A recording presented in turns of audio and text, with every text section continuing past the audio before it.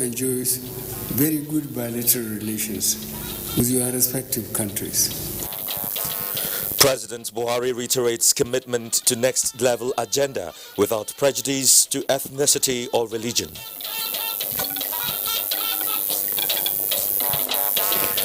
Interest groups sign off on executive order for enforcement of COVID-19 prevention guideline. Amnesty International has any proof of the 12 people that they claimed were shot at the Equatorial? Facts first, not fictions. Information and Culture Minister Lai Mohammed calls Amnesty International to order over unproven reports.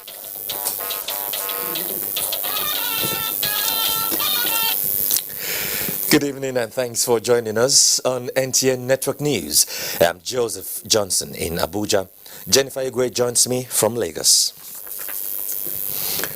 President Muhammadu Buhari says the federal government under his watch does not and will not allow religious prejudice or partisanship to influence any of its decisions and policies aimed at taking Nigeria to the next level of socio-economic development.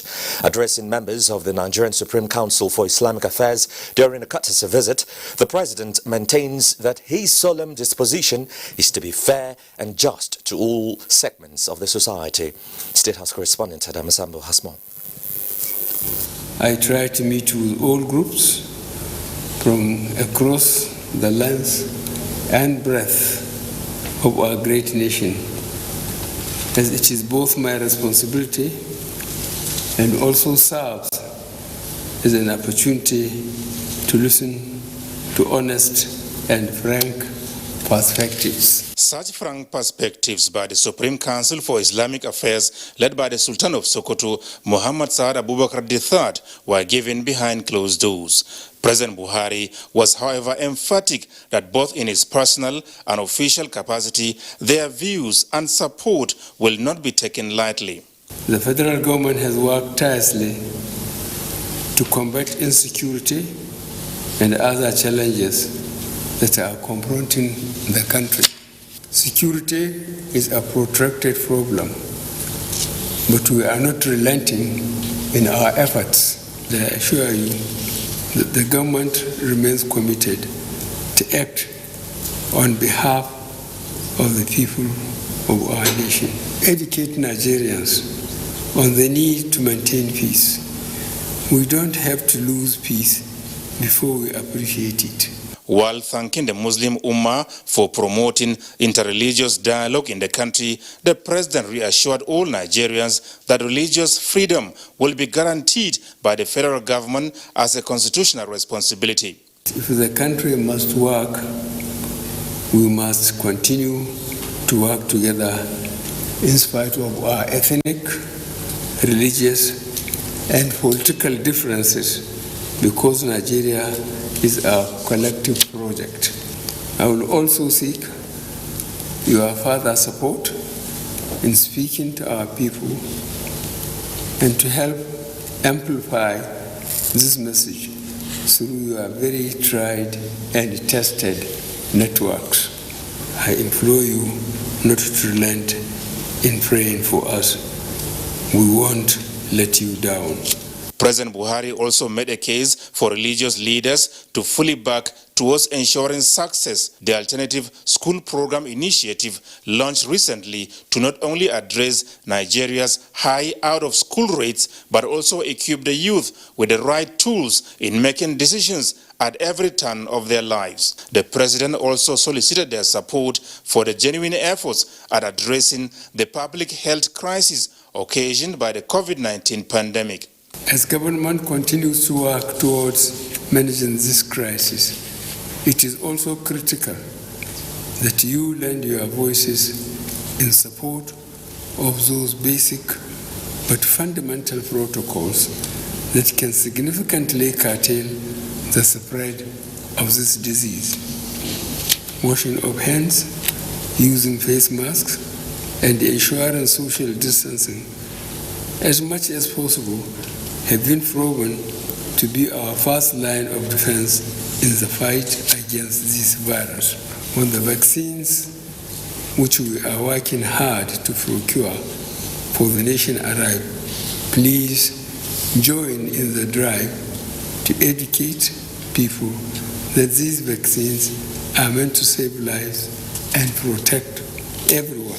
Sultan Muhammad Saad Abubakar commended President Muhammadu Buhari for the successes achieved so far in the Northeast, calling for decisive action against banditry in parts of the northwestern and north-central states, while appealing to Nigerians to refrain from making inflammatory comments that are sowing seeds of discord in the polity and exacerbating the current level of insecurity in the land. The Sultan formally identified himself with a hate speech campaign and called for action.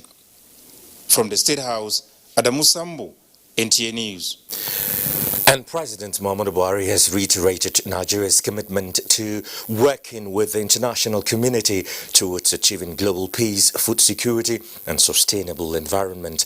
This was while receiving in audience 3 new ambassadors posted to the country on tour of duty. Again, State House correspondent Adam Sambo has the report.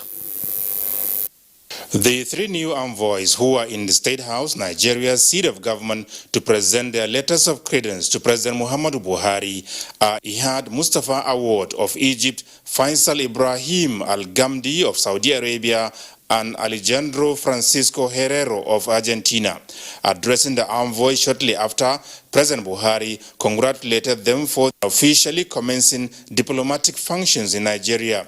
He hopes that their respective mandates will be utilized towards improving cordial relations with the country, consistent with the Vienna Convention and global best practices. Nigeria also enjoys very good bilateral relations with your respective countries. We are to pursue bilateral dialogue as well as build cooperation on the basis of constructive mutual respect and a shared vision for the future.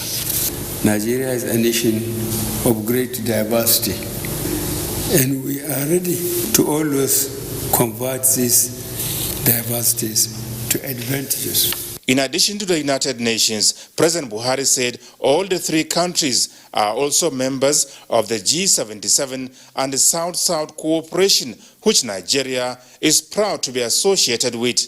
Nigeria and the home countries of the envoys, he said, have common challenges, which include terrorism, insurgency, climate change, population explosion, human trafficking, corruption, poverty, and proliferation of small arms and light weapons.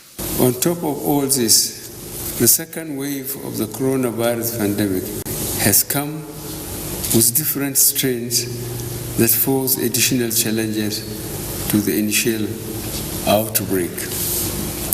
These challenges underscore the need for the international community to work even more in concert to collectively identify appropriate ways and means to globally resolve these challenges. Ambassador Ihad Mustafa of Egypt, who spoke on behalf of the envoys, assured the president of their commitment to work with his administration to further enhance and strengthen their country's friendship and partnership with Nigeria. We noted with appreciation the effort exerted to make us feel welcome. We would count on your kind support and guidance to this end. The 3 new ambassadors were earlier on arrival accorded a befitting diplomatic welcome by officers and soldiers of the Presidential Guards Brigade. From the State House, Adamu Sambu, NTA News. Turning to health matters now, stakeholders in the healthcare sector and other interest groups have commended the President for the signing of an executive order on the enforcement of COVID-19 protection protocols. The executive order, tagged COVID-19 Health Protection Regulations 2021, took immediate effect upon the President's assent and is expected to safeguard the health and well-being of Nigerians in the face of rising COVID-19 cases in the country. The guidelines basically state that any person or who contravenes provisions of the regulations commits upon conviction risk a fine or a term of 6 months imprisonment or both, in accordance with Section 5 of the Quarantine Act. Chairman of the Presidential Task Force and Secretary to the Government of the Federation, Boss Mustafa, had earlier praised the President for giving push to efforts compelling Nigerians to be more vested in their personal safety and embrace collective responsibility for the safety of others around them. You remember during the first surge he signed one. This is an update with regards to this second surge, and I believe that if we receive the cooperation of Nigerians, it will limit our interfering with their social and private lives. Well, let's just discuss this a bit further. As Professor Abdulsalami Nasidi, former Director General, Nigeria Center for Disease Control, joins me via Zoom to talk on the initiative and how it would invariably give impetus to the enforcement of COVID-19 prevention guidelines. Professor, thank you for joining us on NTA Network News. Thank you very much. All right, so there is the issue of moderation of cost of preventive items by pharmacies.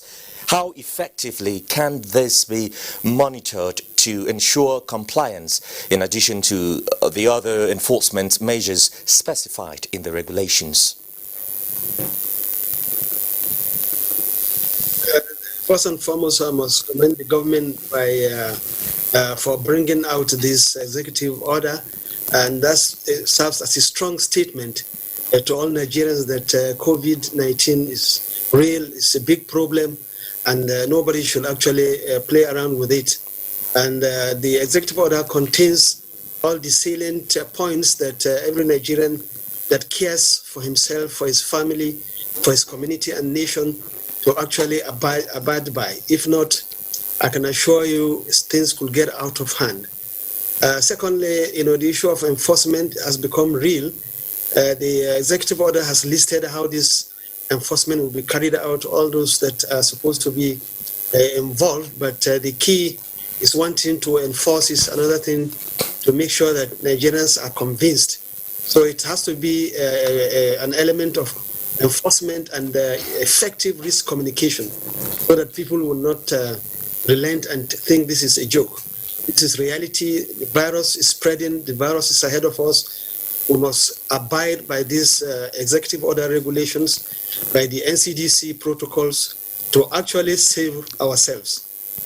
All right, Professor, the regulations compel any person or persons discovered to have tested positive to COVID-19 to be isolated or admitted to a designated health establishment.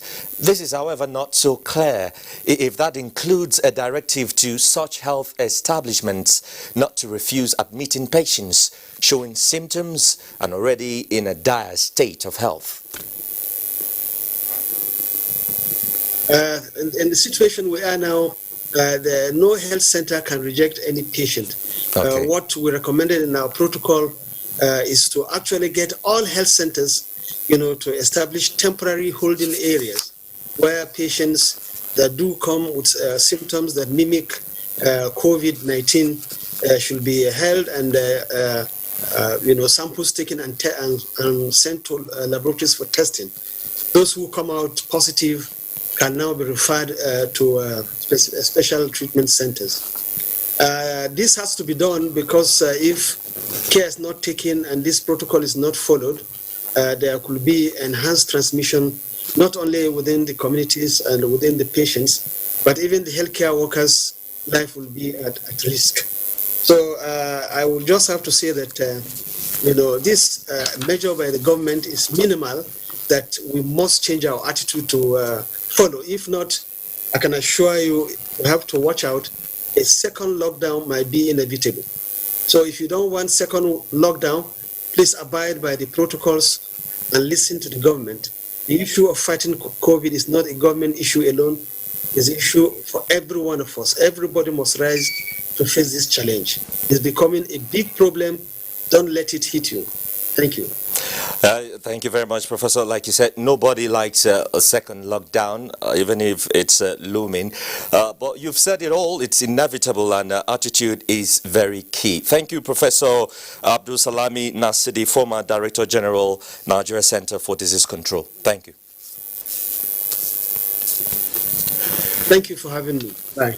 All right. In the meantime, as case counts increase across the country, some key players are intensifying efforts towards creating increased awareness and enlightenment on COVID-19 vaccines, especially as Nigeria expects to take delivery of some doses of some of the available vaccines soon.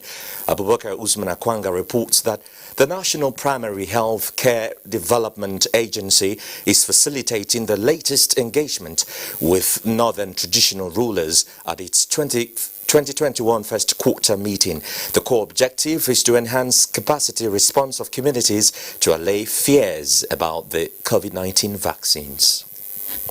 Sustainable global effort in mitigating impact of COVID-19 is gradually shifted to the development and application of vaccines, and collaboration such as this is critical in defeating the scourge. The engagement session, therefore, is to strengthen measures on community awareness and acceptability of COVID-19 vaccination to control the spread of the virus.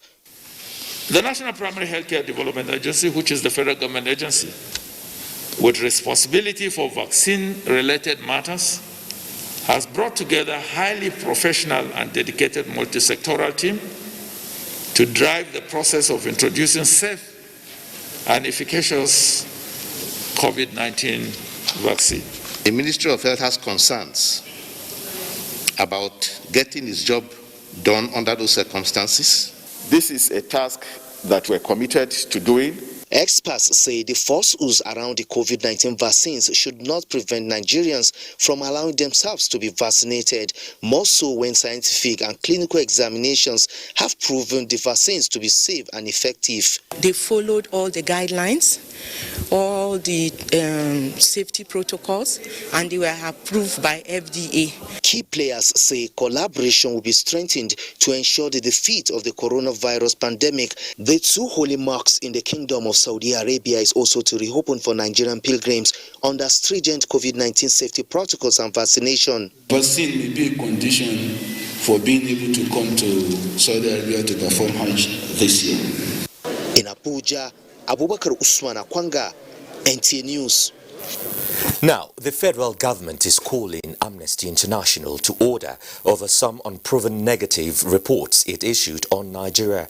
Information and Culture Minister Lai Mohammed, in an interactive session with newsmen in Abuja, encouraged the group to put facts first rather than trade in fiction and untruths.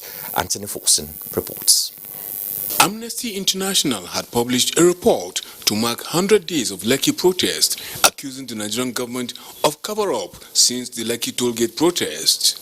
Reacting to the publication, Information and Culture Minister Lai Mohammed said Amnesty International should get its facts right, or better still, remain quiet. If Amnesty International has any proof, let Amnesty International take advantage of the Judicial Panel of Inquiry set up by Lagos State Government to go and tell them the names and addresses of the 12 people that they claimed were shot at the Lekki tollgate. Otherwise, they to shut up and stop, annoying us. The minister wondered why Amnesty International will derive pleasure in portraying Nigeria in bad light and look the other way when it has to do with other countries. The same Amnesty International did not say one word when the American government arrested and are busy prosecuting those who invaded Capitol Hill. The American government has vowed they will search, arrest, and prosecute anybody involved in the attack on Capitol Hill. But when Nigerians now want to arrest and prosecute those hoodlums that were responsible for the killings of 37 policemen and 6 soldiers, Amnesty International will now find its lost voice. What kind of double standard is that? The Amnesty International report claims 12 people were killed during the NSAS protest in Lagos. In Abuja, Anthony Forson, NTA News. The presidency has also reacted to the latest Transparency International report on corruption index in Nigeria. A statement by the senior special assistant to the president on media and publicity, Garba Shehu, the president says President Buhari observes credit for diminishing corruption in public service. It says the president has and will continue to vigorously support prevention, enforcement, public education and enlightenment activities of anti-corruption agencies. The Transparency International report is not an accurate portrayal of facts on ground, explaining that in the coming days, the government's technical unit on governance research will be providing more detailed information on the sources of the TI data. The statement alluded to the fact that TI 2019 report showed that 60% of their data was collected from businesses and other entities with issues bordering on transparency and the ease of doing business at the ports. Although this is a government ready to learn from mistakes and make corrections, the economy of this country in its fullness is bigger than the seaports. We are also not unaware of the characters behind the TI in Nigeria, whose opposition to the Buhari administration is not hidden, given a breakdown of the monies recovered. It says a Naira-dominated review that excludes recoveries in dollars, pounds, euro, show that a sum of 1.2 trillion naira was recovered by EFCC between 2009 to 2019. 939 billion naira of the total was said to have been recovered between 2015 to 2019. The presidency challenged TI to provide indices and statistics of its own to justify its sensational and baseless rating on Nigeria and the fight against corruption. Let's take some messages now. Stay with us. You're still watching NTA Network News with me, Joseph Johnson. Central Bank of Nigeria says it is committed to developing a strong and viable commodity exchange that will promote efficient pricing in the country. Central Bank Governor Godwin Emefiele stated this at an inaugural steering committee meeting for the repositioning of Nigeria Commodity Exchange. Musa Abubakar reports. For obvious reasons, Nigeria's agricultural sector has attracted attention from the federal government. A major reason is the bid to diversify the economy and promote food sufficiency in the country. This meeting by the Central Bank of Nigeria is another intervention approved by the President to brief stakeholders on modalities to transform the Nigeria Commodity Exchange. That the CBN, as majority shareholder of the Nigerian Commodity Exchange, collaborate with the Nigerian Sovereign Investment Authority and the African Finance Corporation under the infraco structure to develop and implement a strategic repositioning plan for the Nigerian Commodity Exchange to make the exchange an efficient world-class commodity exchange. The meeting is expected to come up with strategies to revamp the exchange and consolidate on government's effort aimed at strengthening agricultural value chain. In Abuja, I am Musa Abubakar, NTA News. The Federal Inland Revenue Service says the petroleum industry bill being considered at the National Assembly will jumpstart the most ambitious gas revolution in Nigeria. Executive Chairman of FIRS, Mohammed Nami, while making submissions before the House of Representatives ad hoc committee on PIB, noted that going by the provisions in the bill, the abundance of gas will enhance revenue generation and economic growth. National Assembly correspondent Lami Ali reports. With a record 4 trillion naira tax collection in the period January to October of 2020, The Federal Inland Revenue Service sees the Petroleum Industry Bill as another means of shoring up government revenue, as it would enable for the first time the adoption of dual tax regime. These fiscal changes, as pointed out by Mohammed Nami during the public hearing, are on the hydrocarbon and companies' income tax, both in the upstream sector of the petroleum industry. An important piece of legislation, which if passed into law, will change the administration, governance, and fiscal landscape of the oil and gas industry in Nigeria. The PIB is drafted will enhance competition, attract more investments, which translates into job creation, in addition to increased revenue generation in the long term in the upstream sector, a philosophy fully embraced by the Revenue Service. FIS is in total support of the nation's drive to fully develop the oil and gas industry and get the much desired benefits from the extraction and exploration of natural resources in accordance with international best practices. Chairman of the ATA Committee on PIB and House Chief Whip Mohammed Tahir Mungunu reiterated that Parliament is committed to deliver a document that is in the best interest of all stakeholders. It is going to go a long way in guiding us as legislators in arriving at the PIB that will reflect the wishes and aspirations of Nigerians. The public hearing enabled engagements with government organizations, organized labor, the private sector, host communities, and other interest groups. From the National Assembly, Lami Ali, NTA News. Meanwhile, the public hearing on the Petroleum Industry Bill at the House of Representatives turned dramatic following disagreements between some representatives of host communities of Nigeria producing oil and gas. When the group was called to submit its memoranda, a misunderstanding ensued amongst the members, leading to altercations. Security agents had to intervene to restore order.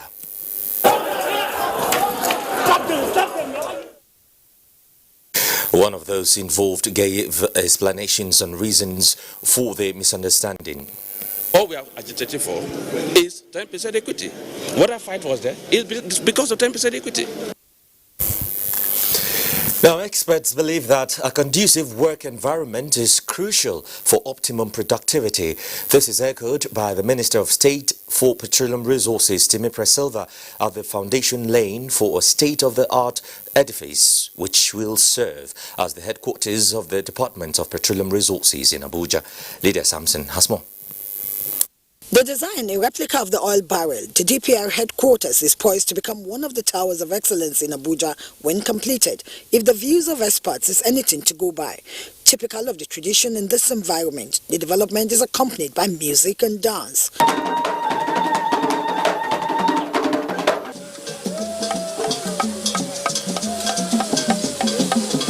The approval for the project by the President, the Minister of State for Petroleum Resources explains, is indicative of his commitment to repositioning the oil and gas sector in Nigeria for greater efficiency.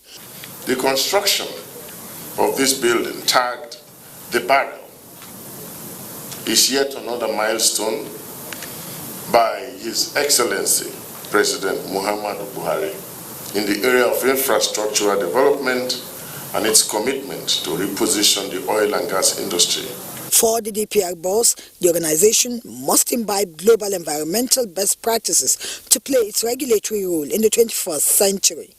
Our work requires data to enhance and maximize revenue for our country, and that is why we really put to use those things that are available to us, especially IT facilities, information technology, and that is exactly what the building is representing.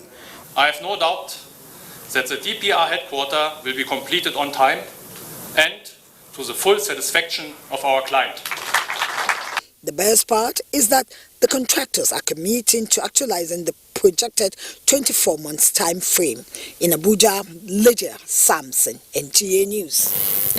Air Peace has continued to soar in the acquisition of brand new aircraft to boost customer comfort and safety. Out of the 30 ordered for the first batch, 13 arrived with the delivery of one Embraer 195E series. Aviation correspondent Emmanuel Yimero captures the exciting moments at the Nnamdi Azikiwe International Airport, Abuja.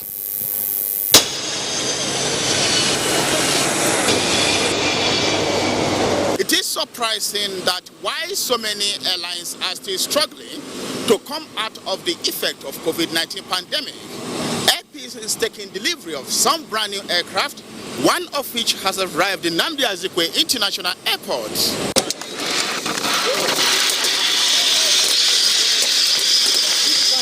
It has always been the dream of Air Peace to have a couple of brand new aircraft in their fleets, starting their quest with the acquisition of 777 in 2018.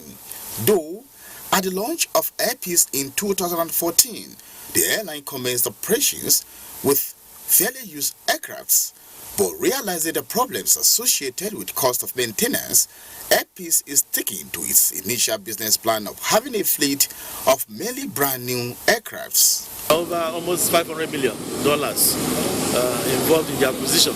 We ordered 30 of them.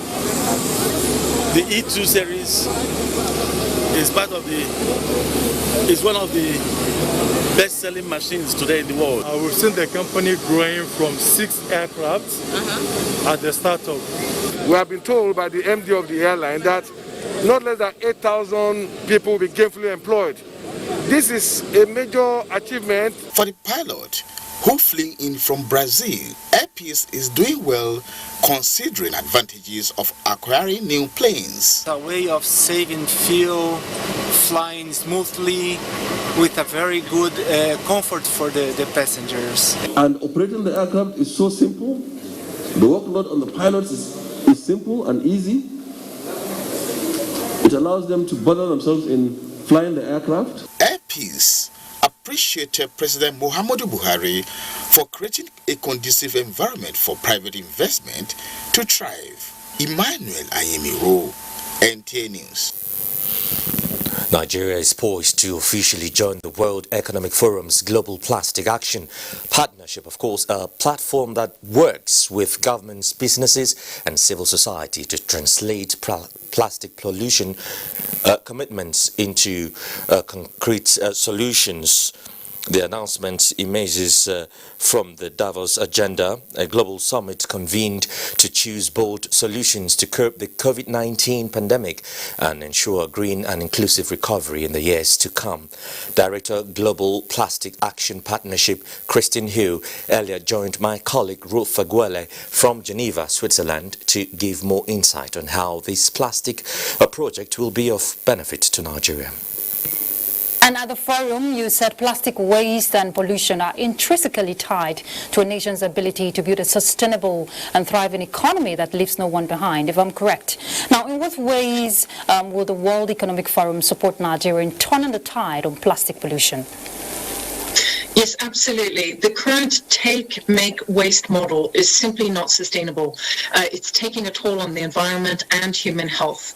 Therefore, we're looking to create a circular economy for plastic that will eliminate waste and promote a continual use of natural resources as an alternative approach. This can actually yield incredible economic benefits as well as health benefits. Yet less than 10% of the world's global economy is recognized as circular.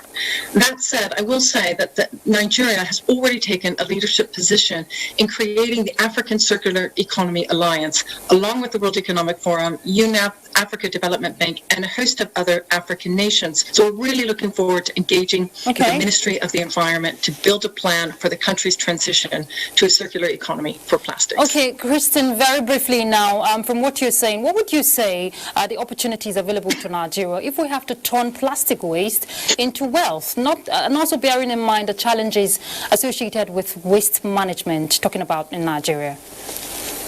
Well, I think you've just hit it right there. Waste management is one of the key issues. So mismanaged plastic waste and unsustainable plastics production is very commonplace, not just in West Africa, but throughout the world.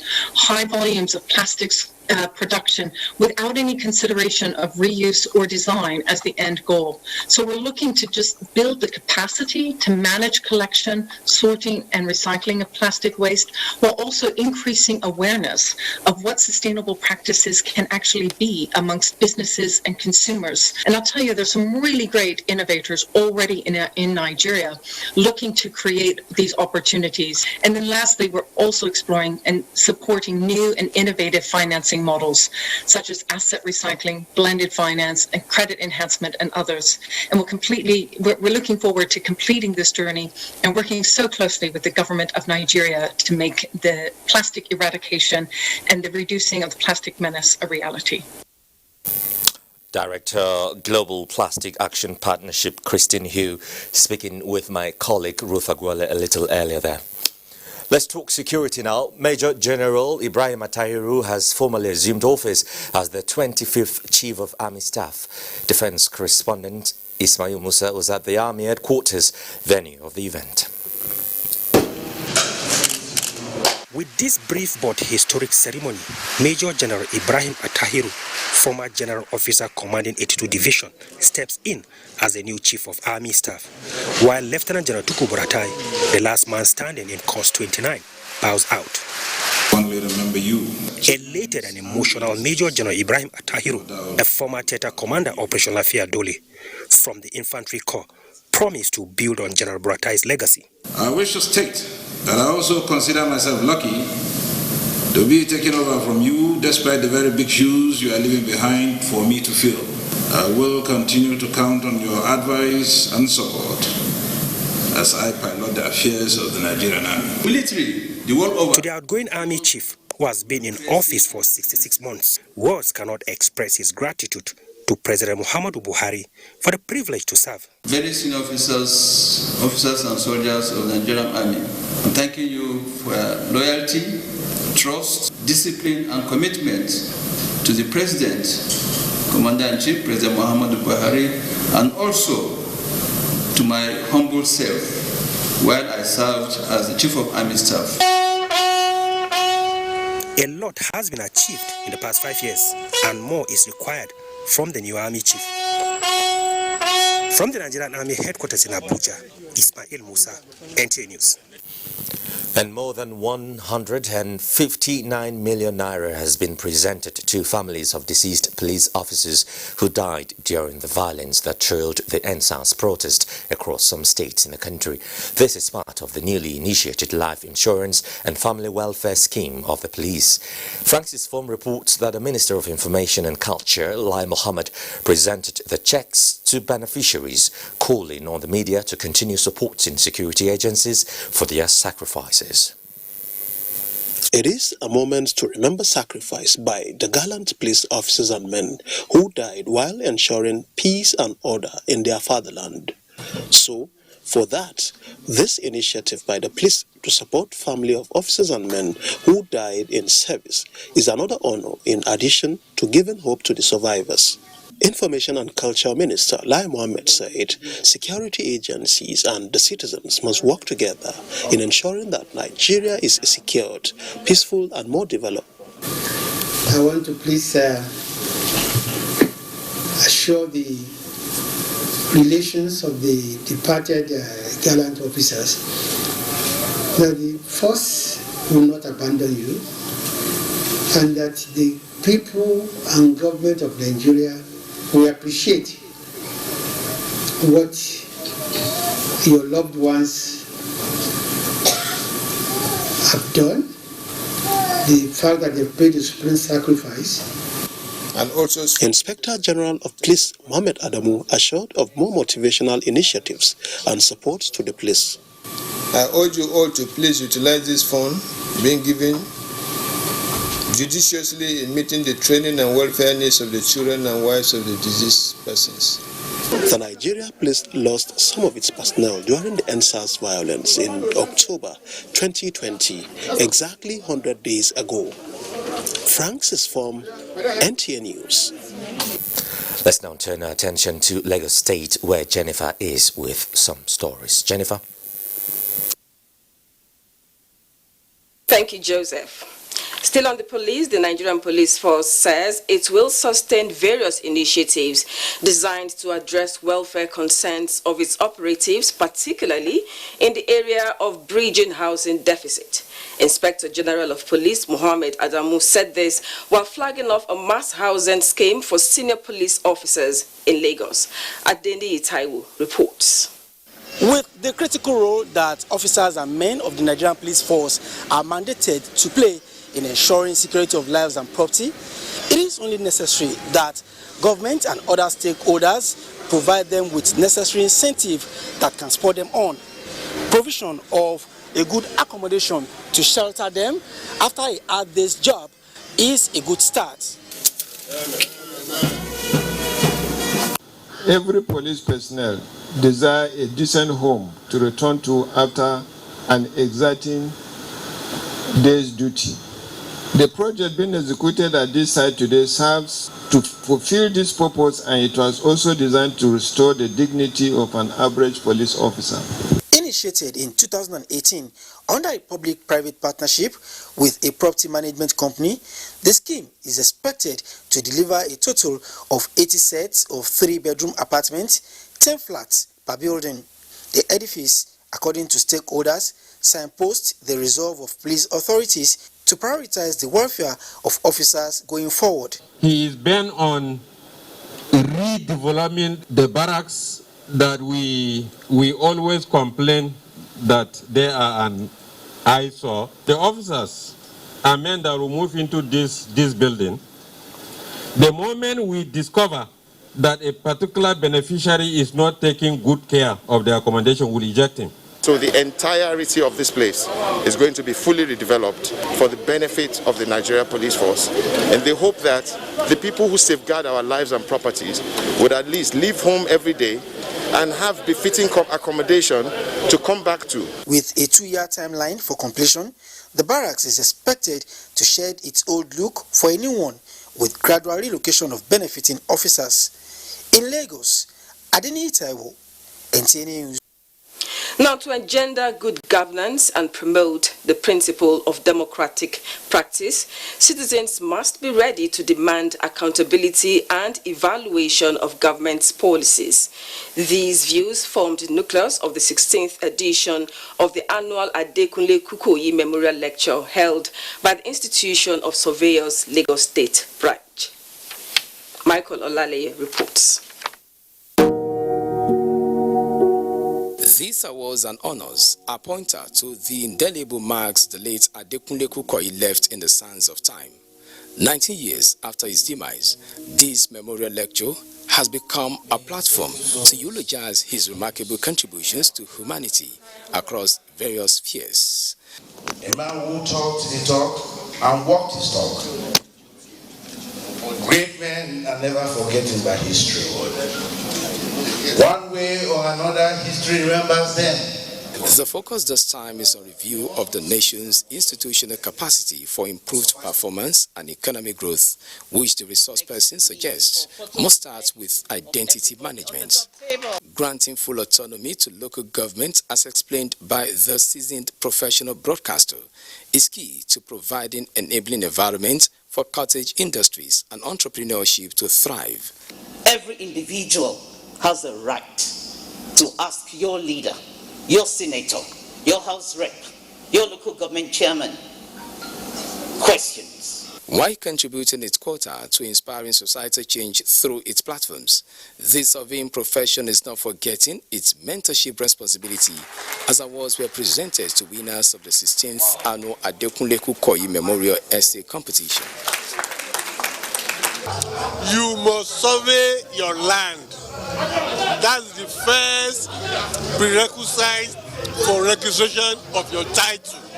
The late Adekunle Kukoyi Memorial Lecture was instituted in 2005 to remind the public some of the enduring legacies of the former president of the Nigerian Institution of Surveyors. In Lagos, Michael Lale, NT News. Time for a break now. Joseph Johnson will continue afterwards. Stay tuned. Welcome back to Abuja. Drug pushers and addicts are in for a tough time. That's because the National Drug Law Enforcement Agency has signed a memorandum of understanding with the United States of America to strengthen the existing partnership in the fight against illicit drug trafficking. Abdul Malik Hassan reports that this follows the visit of the U.S. Ambassador in Nigeria to the NDLEA office in Abuja. Just like in Nigeria, the fight against illicit drug use and trafficking is of utmost importance to the United States of America. Despite the successes being recorded in the two countries, the menace is far from being over. This, the strategic session between officials of the NDLEA and United States, is aiming to provide a lasting solution to the issue. We have a long history of cooperation between our Drug Enforcement Agency and the State Department's Office of International Narcotics and Law Enforcement Matters on the important issue of narcotics enforcement in Nigeria. So it was great to get his assessment of the situation on the ground and how we might look toward renewed and avenues of cooperation in the future. When this type of cooperation takes place, they are backed by a memorandum of understanding. There has been one that has been ongoing, not yet executed, and I executed it today. It will be passed on for the signatures on the other side. Experts are of the view that the renewed vigor will to a great extent facilitate a drug-free society in the two countries. In Abuja, Abdul Malik Hassan, NTA News. A former leader of the People's Democratic Party in Kogi East, Friday Makama, has led his supporters to defect to the All Progressives Congress. Chairman of the APC caretaker and extraordinary convention planning committee, Governor Mai Mala Buni, received and assured them of equal opportunity irrespective of their status in the party. Saliu Abdullahi Gwanara reports. Desire for me to join the All Progressive Congress. Friday Makama, a notable politician from Kogi East, accompanied by his followers before Governor Mai Mala Buni tore his PDP membership card to show his loyalty as a prospective APC member. Governor Mai Mala Buni urged party faithful to take advantage of the party's registration exercise and promised to sustain the efforts of reconciliation. The mandate given to us as caretaker committee of this party is to reconcile and reposition this party. As a party, we have achieved a lot. We have reconciled so many states, and we are still reconciling, and we are still rebuilding and bringing in more people. I want to assure you the APC will always give you the level field to showcase your potentials. Meanwhile, materials for the party's registration and revalidation exercise have been distributed to all the 36 states and the FCT. This precedes the trainer workshop held ahead of the exercise. In Abuja, Salihu Abdullahi Gwanara, NTA News. 384 Nigerians have been evacuated from Saudi Arabia. The returnees, comprising 300 males, 83 females and 1 child, arrived in Nnamdi Azikiwe International Airport in the afternoon. The returnees will be quarantined at the Federal Capital Territory Hajj Camp for 14 days in line with the COVID-19 protocols by the Presidential Task Force on COVID-19. It would be recalled that Nigerians in Saudi Arabia have been stranded as a result of visa expiration and restriction of travel as a result of coronavirus pandemic.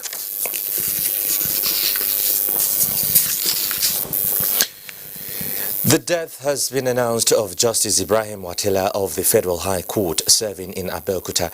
In a statement, the Chief Judge of the Federal High Court of Nigeria said the deceased passed away on Sunday, 24th January this year after a brief illness, while extending condolence of the management of the court to the family of the late Justice Watila. The Chief Judge of the Federal High Court prayed God to grant the family courage to bear the loss. Final interment takes place Saturday, 30th January 2021. And that's NTN Network News for tonight. Thank you very much indeed for your company. I'm Joseph Johnson. Good night.